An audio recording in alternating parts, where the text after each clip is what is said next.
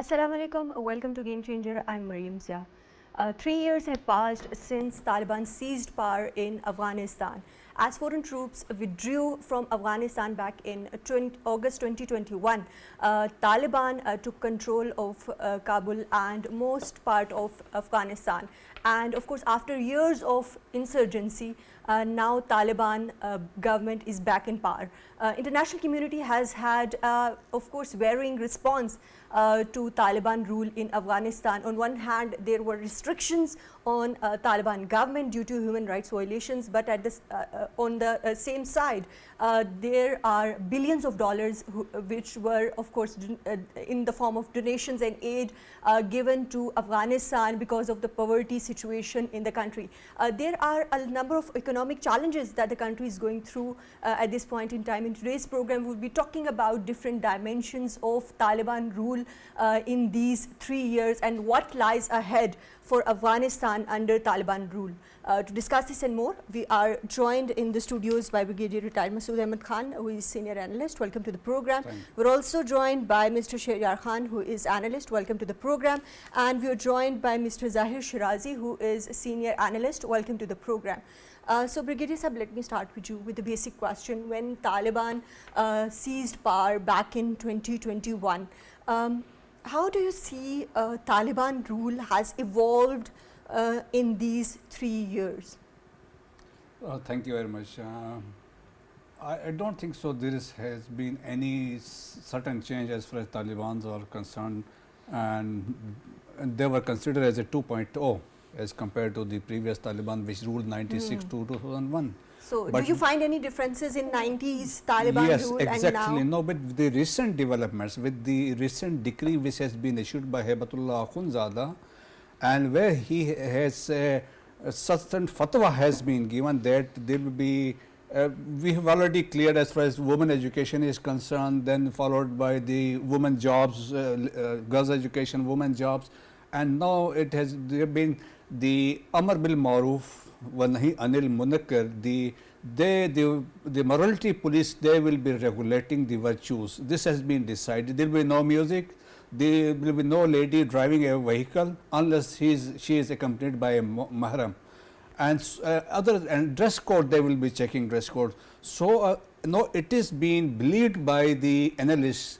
They have gone back from 2.0 to the one, those who ruled Afghanistan from in 96 to 2001. So there is no change, or they have become more orthodox. But within the Taliban, there is a division, there is a differences of opinion. So we can discuss that those heading Kabul, and mainly the Haqqanis, the most powerful group in Taliban, is considered to be some moderate as compared to those sitting in Kandahar, the spiritual headquarters. So they have the difference between Kabulis and the Kandaharis. There is a major fracture, we can say, between the two groups. And then addition, so they have not come up to the expectation of the international community when they were asked to have an inclusive government by giving representation to other communities. No, Pashtuns being 42% of the country, they are ruling the rest 58%. So where are the Tajiks, where are the Uzbeks, where are the Turkmens? So they have no representation as far as the government is concerned. So, and then international community, they are exerting pressure as far as the human rights are concerned. Recently, we have seen United States has issued a policy statement where they talk of children rights, women rights, and also human rights violation by discriminating minorities. Right. There are, of course, a lot of apprehensions from international human rights organizations internationally as well as within Afghanistan as well. But Sheharyar, what's your take on Taliban's interpretation of Sharia law when we specifically talk about the recent statements by the Taliban government and we compare it to the promises that were made in the peace agreements back in 2020? So how do you take this 3 years completion of Taliban rule as compared to the past? So Maryam, when it comes to the Doha peace accord that you have alluded to, there were like 3 key points that were basically agreed by the Taliban regime. First was inclusive government, second was human rights, and the third was terrorist organizations operating from Afghan soil, which they basically said will not be allowed. So 3 years down the line, I think all three portions of the Doha Accord have not been fulfilled. So when it comes to human rights, we know what the situation is. Other than the whole gender apartheid that Afghanistan is going through, in which girls are not allowed to have any education beyond primary school. Other than that, they're not even allowed to work in government But the departments. percentage Especially. of children that are enrolled, especially girls that are enrolled in primary schools, is relatively quite high from the previous governments. Yeah. So what might be the reason for that? Because the girls' education is only allowed till the primary school. So after they pass through the 5th grade, then they're not allowed to go into Right. schools But or even the continue numbers their are education. comparatively high when we compare it to the previous. The population of Afghanistan has increased, Right. and obviously that basically goes to show, because the Taliban basically say it's a cultural issue. So if it was a cultural issue, then there shouldn't have been this high number of girls enrollment in primary schools, right? If it was part of culture. So the very myopic, or I would say ultra orthodox view of what they basically perceive as Sharia has taken over Afghanistan, and this is, I agree with the Brigadier Sahib, this is reminiscent of the times of the 90s. And I think there has been a lot of recession when it comes to the Taliban. Obviously, they're not like doing public, punishments as now. I think it is going towards that direction as well. But from the recent from the statements, we can of recent course statements and how the vice and virtue policing would be done now in Afghanistan, it is going towards that direction. Now, other than that, the other promise that was made in the Doha Peace Accord was the transnational terrorist organization. Right. So, Brigadier Sahib, how do you see the internal dissent and, of course, the governance style of Taliban during this rule? Because it seems like it's a de facto one-party government within Afghanistan. Exactly, I agree with you with that statement of yours. And as I said, the Pashtun, they are 42% of the total population, which is followed by the Tajiks, they are 27%, and then Uzbeks are 9%, Hazaras are 9%, there is a sizable Turkmen population, there is a sizable Baloch population, so they don't have any representation.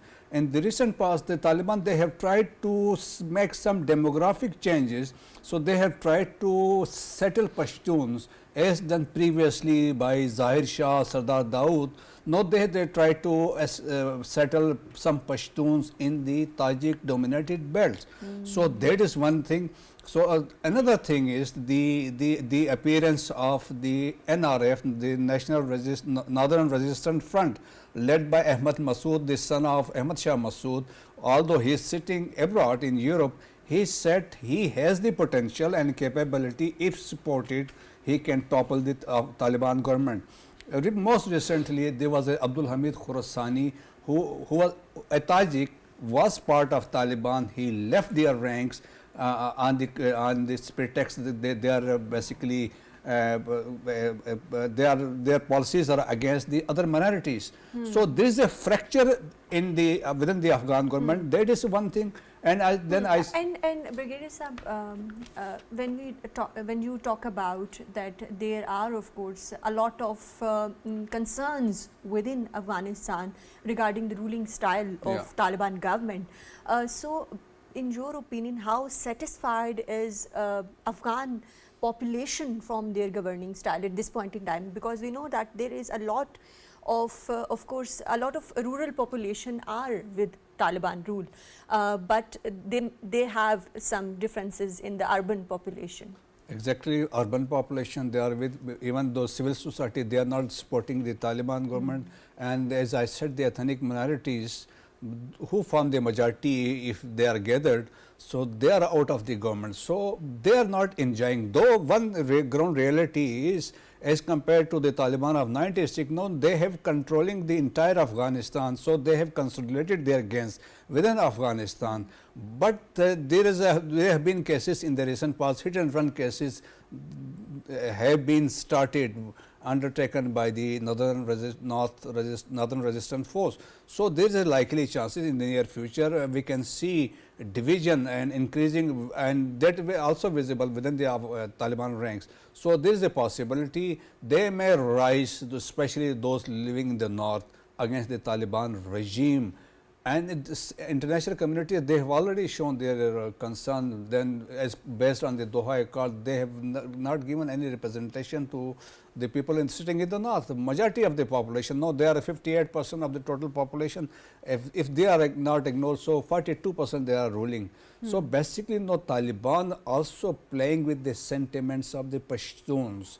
When we talk of Pakistan, and basically they are using their stunt of Pashtunistan, similarly done in the past by the Afghan rulers. So there is a fracture in the society, there is a division in the Afghan Taliban ranks, divided between the Haqqanis in the north and the Haibatullah Akhundzada in the Kandahar. Right, and let me take the question of Taliban governance style to Mr. Zahir. Mr. Zahir, how do you see this, and can you explain the creation of parallel institutions by Haibatullah Akhundzada, and how do you see this has affected the governance within Afghanistan?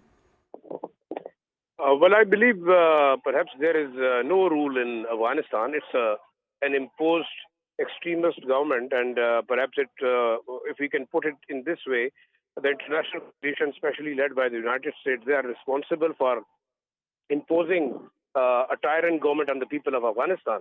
Because we can say that, yes, apparently the people are claiming, maybe the Taliban sympathizers and supporters, that they had been able to restore peace in the region.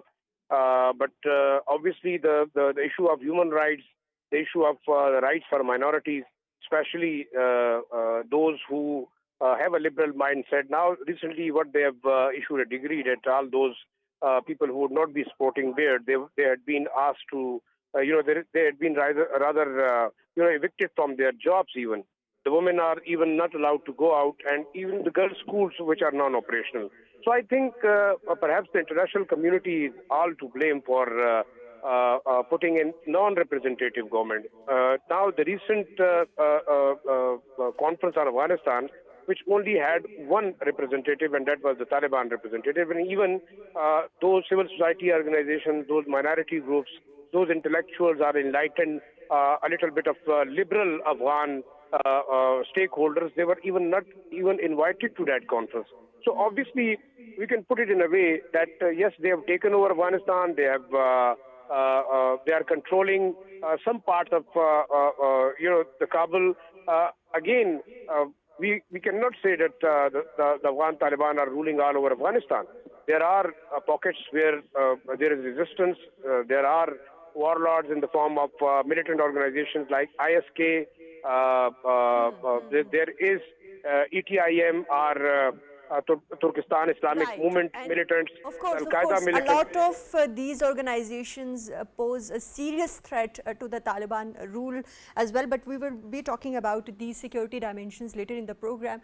When we talk about Sheharyar, the economic challenges that Afghanistan is facing at this point in time, what are the key factors behind this? Of course, a Western cutoff of aid is an important factor. Do you think Taliban might back off from their human rights violations at this point in time to get in that Western aid? No, I personally don't think that would be possible. Ever since the US and the Western allies or NATO, they left Afghanistan, they have been under severe sanctions, and they've initially, or for all essential purposes, been cut off from the international banking and financial systems as well. And a lot of assets for the previous State Bank have been frozen, and they're being kept in Switzerland for now. When it comes to the economic situation, there are like two aspects to it. One is how the people of Afghanistan are faring. Over there, I would say 90% of Afghanistan's population is under the poverty line, and hunger or food insecurity is around 55%. Yeah, that's a huge number. That's a huge number when it comes to the World Bank. What is the Taliban government going to do about this food insecurity? So right now, when it comes to the international community, so they have a policy of selective engagement, and in that selective engagement and a bit of isolation when it comes to the recognition of the Afghan regime. In terms of selective engagement, they are providing humanitarian support through UN agencies and various other international bodies, INGOs. So that is what the international community is doing for the people of Afghanistan to fight the poverty, to fight the hunger, and make sure that there is no humanitarian crisis that emerges from Afghanistan. And we have to keep that in mind, that that's also a foreign policy decision when it comes to the Western governments as well. So it's more for Afghanistan not to implode and not a mass migration to take place from Afghanistan to Europe or Central Asia. Right, but Sheharyar, don't you think there is a regional divide as well in how to deal with Taliban government? Because when we see countries like China and Russia, they have a different stance of engagement with Taliban, as well as Qatar and Egypt. But of course, a lot of Western countries have a different kind of response. So how to navigate an international collaboration on Afghan issue? So Maryam, when it comes to the neighboring countries, they have like direct stakes attached to Afghanistan and its stability. So when it comes to China, Russia, Central Asia, Pakistan, Iran, all of these countries have like direct borders, you know, with Afghanistan. So they have security concerns, they have like trade and commerce concerns, and they also have like a lot of water issues that are now like, you know, coming more into the forefront. When it comes to Western countries, they're more, they're looking at Afghanistan from a lens of either counterterrorism or human rights. And that's their only concern, which I basically see. So that is why when it comes to selective engagement, the regional countries are more looking into it. In December 2023, China even accepted the credentials of the ambassador of, you know, Afghanistan into, you know, China. And that was the first big I would say power to basically accept. And now UAE has also... UAE has also accepted the representative, and I think Russia is now moving towards that as well. So these countries have their own stakes, and their stakes are directly linked. So when it comes to China, China obviously has security concerns, historic, and then obviously some trade concerns as well. China has also tried to include Afghanistan into the BRT network as well. Right, we will be talking about infrastructure project, but security remains an important issue when we talk about Afghanistan. So, Brigadier Saab, in your opinion, how effective has been Taliban government in maintaining security, first of all within Afghanistan, especially when we talk about dealing with groups like ISIS-IK? If you allow me to, I would like to add something of the economic situation when we were discussing. The people of Afghanistan, no doubt they are living below poverty line. But Afghan government is concerned they are wealthy, rich. They earn $55 billion by trafficking heroin. Al-Qaeda is controlling all these smuggling routes now in close collaboration with Afghan Taliban. In the last 2 years, the Al-Qaeda siphoned $195 million through mining.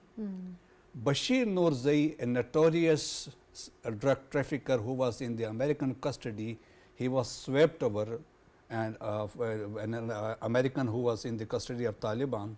So he has returned back to Afghanistan, and the Americans, they are pouring $47 to $74 million on weekly basis. One of the biggest donors is USA. So they are, according to them, they are investing this money to the NGOs. So Taliban, they have created thousands of NGOs.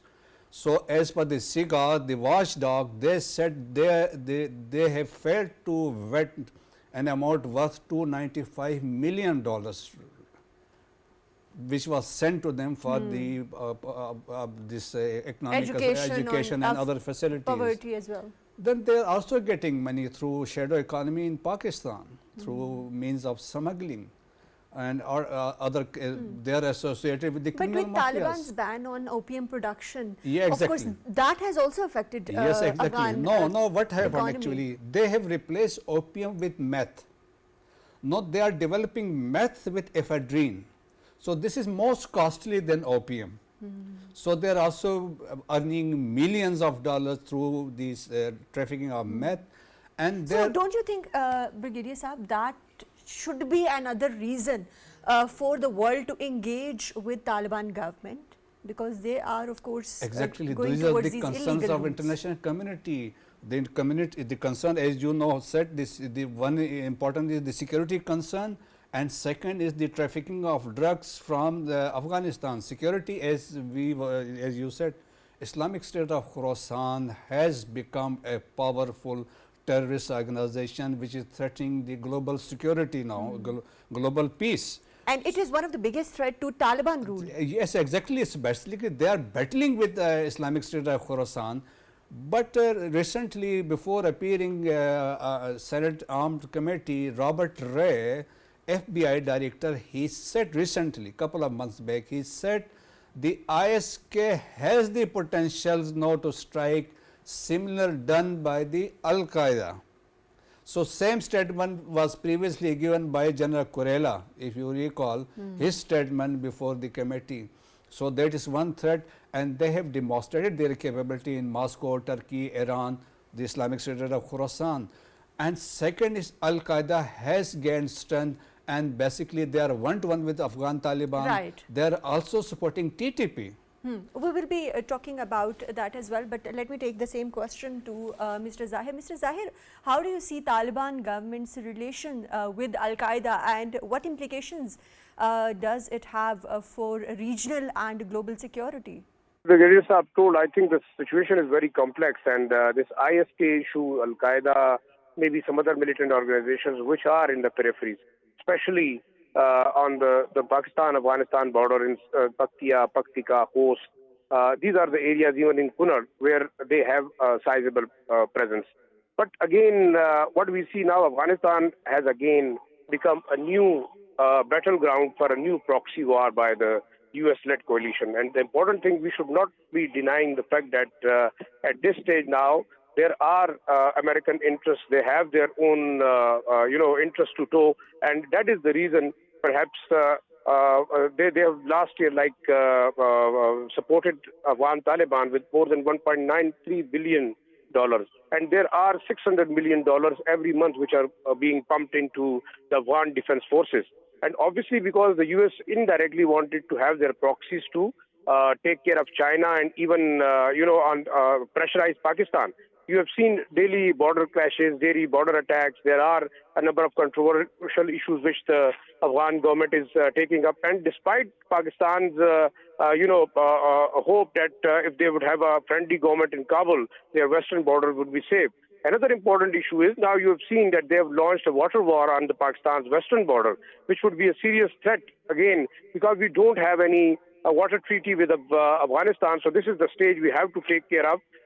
Those dams which Afghanistan is building with the help of Indian support and some other donor agencies. So this is one aspect. But obviously, I think Kabul government do not have much of the writ in the peripheries. Yes, they do control most of the urban areas where they have strength, but ISK, Al-Qaeda and other militant organizations, they are not only threatening Afghan government, but they are a serious threat to Pakistan even, and even to the Chinese interest. And recently, China has also handed over a list of more than 200 those ATIM militants, which they feel the Uyghur are the Chinese militants, which China feel that they are threatening its security and especially the CPAC project in Pakistan. So this is another aspect. But I believe that the international power, especially the US-led coalition, they would never want a strong China foot in Pakistan. So this is, again, I would say this another big, great game which is being played on Afghan soil. And obviously, the victims is likely to be Pakistan if they are not, taking this issue seriously. Again, I would say that Chinese interest, the Central Asian interest, the Russians' interest, and as Afghanistan's neighbor, Iran and Pakistan, they are perhaps feeling a lot of issues because of the volatile situation in Afghanistan. And if Kabul is unable to control overall the security situation, all these countries are likely to be affected. Right, of course, keeping in mind the strained relations, the recent strained relations of Pakistan with Afghanistan over the issue of TTP. How do you see all this situation, and what steps are needed by the Taliban government at this point in time? Probably Taliban, they are not sincere with Pakistan as far as this issue is concerned. It has been 3 years since they have taken over. So for the last 3 years, our Special Envoy Asif Durrani has been to Afghanistan several times, and we have been communicating with Afghanistan through regional countries, through China, the Central Asian Republic, even using the forums like SCO and Collective Security Organization, but unfortunately we haven't seen any positive indication from Afghanistan, and their stand is it is internal issue of Pakistan, so we are not concerned. But they are operating from Afghanistan hideout with their weapons, but they are using this TTP as a proxy to pressurize Pakistan on the pretext they want Pakistan to accommodate TTP in Pakistan. We should give them some space area where they can govern like erstwhile Fatah. This is what they are thinking. At the same time, they want to expand their brand of Islam to the Pakistani side. And how do you see that this counter-terrorism strategy of Taliban has evolved over these 3 years, especially in relations to Pakistan? Basically, one thing is, as I was telling you, they are also carrying this mentality of anti-Pakistani feeling which is prevailing in Afghanistan right from Zahir Shah and we have seen this height of that in the last 20 years. So they are playing their sentiment again, and the stunt of Pashtunistan is being played by the Taliban too. So that is one factor, just to get support from the local Pashtun population. At the same time, look at them, the way they have refused our proposal several times. Even Chief of Army Staff recently, while speaking at PMA, he made it categorically, we have been sincere with Afghanistan, we looked after you for the last, we fought your battles and wars, but still you are trying to damage and destabilize Pakistan. And providing safe havens to and TTP. providing safe havens with evidence. So the message was clear, but in the concluding remark, the chief has said that our retribution will be then, it will be sharp and painful. So let's see and hope they act on the request of Pakistan and international community's pressure to dismantle those terrorist hideouts. No, there are basically it rightly said that Afghanistan has become a terrorist hotbed and basically epic center of terrorists. No, they are operating from there. Basically, 9/11 was launched to eliminate Al-Qaeda, and today Al-Qaeda has returned to Afghanistan, and they are controlling, they have established 8 camps in 4 provinces of Afghanistan. They have closed and now they are regrouping again. They are regrouping. Getting all the and finances as well. Obama is on record who said the Al-Qaeda will return to Afghanistan the day Taliban returns to power. So that has happened now. And now two powers, two terrorist organizations, Al-Qaeda and Islamic State, they are threatening in peace of international Right, globally. of course. And when we talk about peace and security, that remains a significant issue. But coming back to economic aspect of Taliban's rule, how do you see that in these 3 years, infrastructure projects have been affected, especially when we talk about Kasa or Tapi? So, Maryam, there has been conversations. We've all been discussing this. We've been discussing connecting Central Asia with Pakistan through Gwadar port. There was also discussions of Chabahar port, and Taliban themselves committed some sort of like investment into that region as well. Then there were also discussions of China trying to include Afghanistan into the Belt and Road Initiative. But Maryam, these are all like discussions. Nothing has actually been happening on ground. And I'll tell you, what are the key reasons for that? So other than human rights, when it comes to violations. instability and when it comes to the security situation, that is the one of the most important concerns. Whenever you have to like invest in an environment that is insecure, when it comes to economic stability, when it comes to security situations, But no international. Sheharyar, don't you think internal security within Afghanistan has improved a lot during these 3 years? If it had Because actually the improved, suicide bombings, because of the of course foreign troops within Afghanistan, it has decreased a lot. But So- of course ISIS-IK remains an important threat. So, Maryam, I'll give you a very interesting example. China has basically had 15-year-oldies in Afghanistan with the INEC Mas copper mine since 15 years up till now. Now that NATO has left, the Western coalition forces have left, And now, as you mentioned, there's relative stability inside Afghanistan. Why hasn't China spent a single yuan up till now to basically build that copper mine? When it comes to CASA 1000, all of the Central Asian countries, they're looking for new markets because of the Russia-Ukraine issue, and they have like been cut off from the European markets. So the next viable option is through Afghanistan to Pakistan through the Gwadar port. And when you talk about these Central Asian countries, TAPI, when you talk about CASA 1000, none of the international financial institutions are ready to fund it because of the isolation of Afghanistan, the security situation, and because international financial institutions are not willing to spend any infrastructure. World Bank sometimes discusses this, that we are willing to invest something, we can finance some projects, but like it's not like becoming a reality, and it won't unless or until the concerns of the regional players or the regional stakeholders are mitigated. And the biggest concern, now if the neighbors are insecure, Pakistan very openly in all international fora goes and talks about the case of TTP. But do you know that China is discussing this directly with Taliban about the Uyghur militants?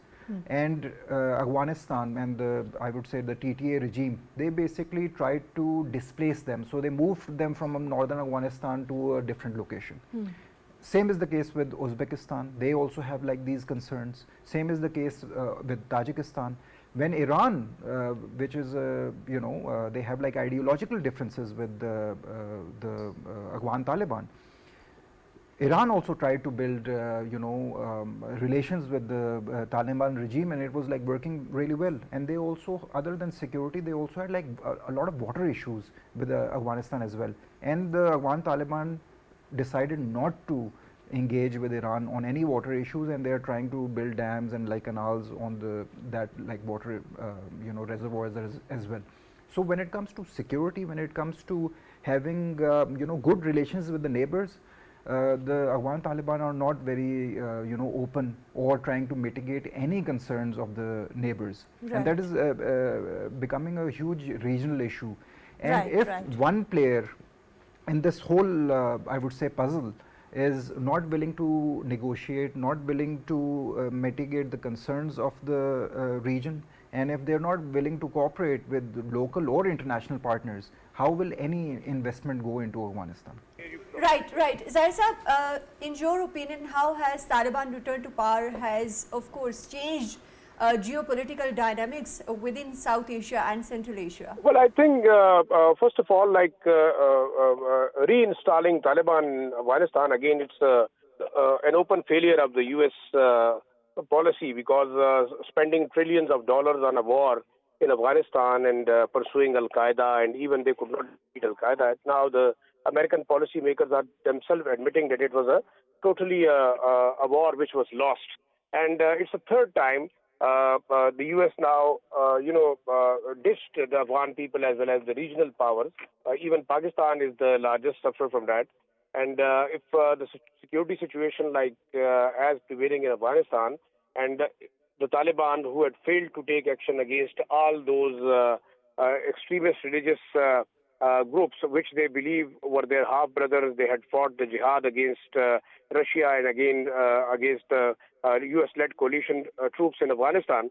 So this is one dynamic. But obviously at this stage now, the different groups are the militant organizations which are now converging in Afghanistan, which is like the TTP, it's the ETIM, or the Uzbek or the Tajik militants, as well as the ISK is now, and along with that, Al-Qaeda, as the Brigadier Saab was mentioning, that it has now become a serious threat, even to the Afghan government. But importantly, I think regionally, if as far as the Afghan policies are concerned, if they continue with their violation of human rights, with denying rights to minorities, implementing strict Sharia laws, and they are not accepting the international community's demands, obviously they would be alienated, and they would be in more trouble. But as far as the Afghan policies are concerned, they are hostile toward Pakistan.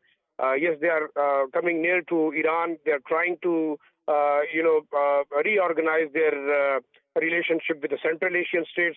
But obviously, at this stage, I think until and unless there is a peace in this region, I think the entire cluster of these countries, if it's Iran, it's China, Pakistan, the Central Asian states, they are likely to suffer. So obviously, we have to sit together. We have to, find out a negotiated solution.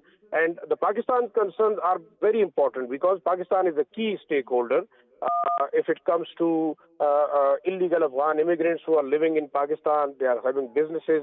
If it's the border trade, Pakistan is the only, largest outlet from where Afghanistan can do very good business with the rest of the world, apart from the Central Asian states. Now, the Chinese interest in Afghanistan and Pakistan, obviously, they wanted to extend this economic corridor towards from Afghanistan to the Central Asian states. So that would be another, dimension of how Afghanistan is likely to play its role. But again, if this proxy war is continuing, Afghanistan has failed to rein in those militant groups which are destabilizing Pakistan. I think Pakistan's concern would obviously be increasing. The border clashes, the border issues, the water issues, they have to be resolved. And obviously it is also affecting the bilateral trade between Pakistan and Afghanistan even. Right, of course, there are a number of issues, but given the current trajectory of Taliban rule, Brigadier Saab, what are some of the challenges that Taliban government is going to be facing in next few years? Within Afghanistan, yes, the first challenge is Islamic State of Khorasan, which they have been encounters in the past, and still they are confident that they will going to eliminate Islamic State from Afghanistan. But the way they have gained strength is very difficult. Still, and then there is a no inclusive government. The minorities, as I said, 58%, Uzbeks, Tajiks, Hazaras, Turkoman, Baloch, they have not been given the representation in the government which was promised in Doha Accords. So that is a major issue. And then there is a great game going on inside Afghanistan, as we have been discussing. Now, the Americans, they have the interest inside Afghanistan. As we were telling, Chinese, they have established the diplomatic relation. They accepted Bilal Karimi as the ambassador. Now they have economic engagement with the Afghan government, and they are doing some mining activity, etc. At the same time, they have diplomatically supported Afghanistan in Doha and other forums. In case of Russia, they have supported Afghanistan diplomatically, and President Putin is on record, who recently said the Afghan Taliban and are our allies, and we will fight terrorism. Now look, and they are basically the exporting terrorism, and so this right. But Sheharyar, why are regional countries willing to, of course, go for trade agreements with the Taliban government despite their clear human rights violations and, of course, these emerging security threats? So, Maryam, I think like the regional players, especially the regional stakeholders, their concerns are more into the stability of Afghanistan rather than an unstable Afghanistan. Right now, Russia, even though it went through a very devastating attack, and the the perpetrators of those attacks basically moved from the Afghanistan soil, even though it was probably planned in some other location. But a lot of like attacks that were conducted in Russia and the attacks that were conducted in Iran and Kerman as well, they were happening from the Afghanistan soil. All of these countries have been very reluctant in openly blaming the Afghan regime for not being able to stop these attacks. So, and again, another interesting case, that TTP is attacking Pakistan, Pakistani soldiers, Pakistani civilians and Pakistani law enforcement agencies. They are also attacking Chinese interests in Pakistan as well. And when it comes to the Afghanistan side, China is trying to keep both of these relationships separate as well. Because these are Chinese interests. If they're attacking Chinese workers who are working and developing dams in northern Pakistan. But Sheharyar, with the current economic situation in Afghanistan, that is of economic stagnation and human rights violations, what are some of the realistic path forwards for the Taliban government? So when it comes to human rights abuses, when it comes to gender rights, I unfortunately see that this is not the concern of the world right now.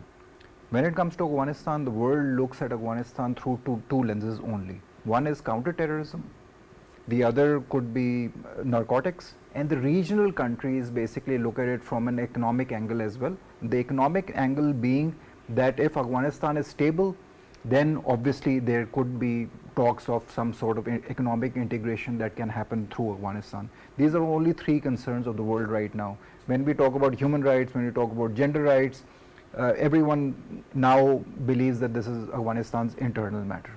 And in all that context, what are the prospects for international recognition of the Taliban government? So international recognition, the international community basically has two dual policies when it comes to Afghanistan. One is global isolation when it comes to the Afghan Taliban regime, but also selective engagement in areas that concern these countries the most. Now, even if we see the regional makeup of the bilateral relations, these relations are all bilateral or one to one. So China is dealing with Afghanistan according to its interests. Same is the case with Iran, Russia, and the rest of the Central Asian states as well. When it comes to the West, they are also looking at Afghanistan through two lenses only. One is counterterrorism when it comes to ISKP, and the other is mass migration, which is a huge issue when it comes to the European Union. It's a huge issue when it comes to the US and the Western counterparts as well.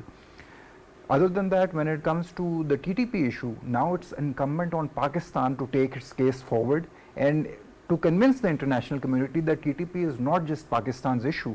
It's a global TTP security right threat. now for all essential purposes is now the front for Al-Qaeda. Al-Qaeda is providing its strategic support when it comes to funding. Al-Qaeda is providing it with the funding, and it's also providing it with state-of-the-art technology as well. And recruitment And campaigns as recruitment well, and of course. obviously ideological support. Now it's just a matter of time. There is already a friction when it comes to the UN reports that are very consistently raising the alarms that Al-Qaeda is now very capable of launching attacks. It's now like as powerful at it as it was in the 90s. The US side is trying to basically oppose this assertion, because the US right now is very busy when it comes to Ukraine, it's very busy when it comes to Middle War East, in Gaza. and it's also very busy when it comes to countering China, which has also gone into the back burner. Right now the US is ignoring whatever is happening in Afghanistan, and this is the same mistake that was made in the 90s. This was the same mistake when the US first left after the breakup of USSR. Right. And in all that context, Mr. Zahir, how do you see what are the key factors that are driving Taliban government's foreign policy, where they have need of international recognition, but they have their own ideologies and ideological commitments as well? Well, I think the Kabul government is undecided. They don't think that they have any policy that what are they up to. Perhaps if they claim to be the Islamic Emirates of Afghanistan, but despite that, they are the third largest, recipient of the U.S. aid, about $1.93 billion, and perhaps now among their own circles, questions are being raised if they had been fighting the infidels, they have been fighting the tyrant and the infidel, the United States and its allies. Why they are accepting the such a big amount of U.S. aid in the form of after Israel and Ukraine. Now, what we have seen on ground, I a little bit of disagree that the U.S. had left Afghanistan alone. I think their proxies are working here.